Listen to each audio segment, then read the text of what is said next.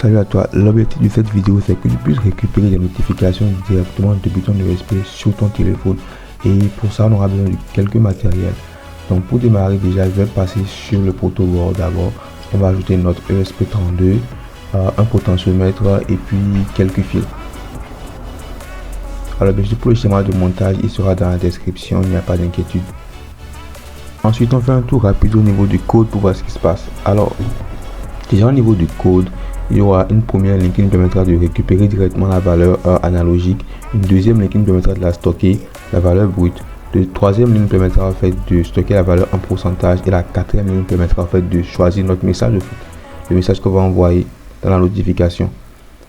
Ensuite on va descendre vers le bas et puis on va créer une fonction pour un traitement beaucoup plus propre au fait. Donc la première ligne nous permet au fait de récupérer la valeur directement depuis notre pin.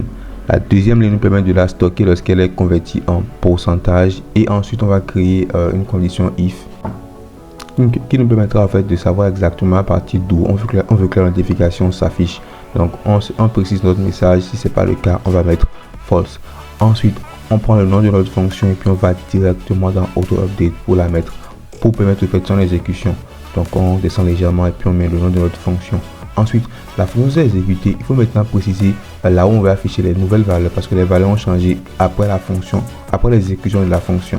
Donc dans l'indicateur 1 je vais mettre la valeur en pourcentage. Donc on va directement copier notre variable et on met son nom directement dans indicateur 1. La logique elle est pareille au niveau de la notification également. On précise que c'est payload.notif et puis on précise maintenant la variable qu'on veut au fait qu'elle s'affiche au fait. Donc cette notification étant donné qu'elle a changé après l'exécution de la fonction. Ensuite on peut uploader directement notre code sur notre ESP.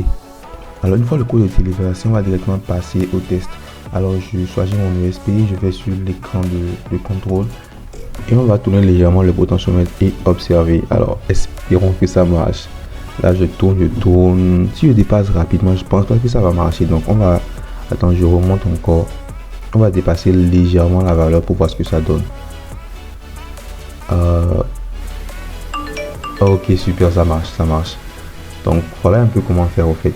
Donc merci d'être resté jusqu'à la fin, on se dit à la prochaine pour une nouvelle vidéo.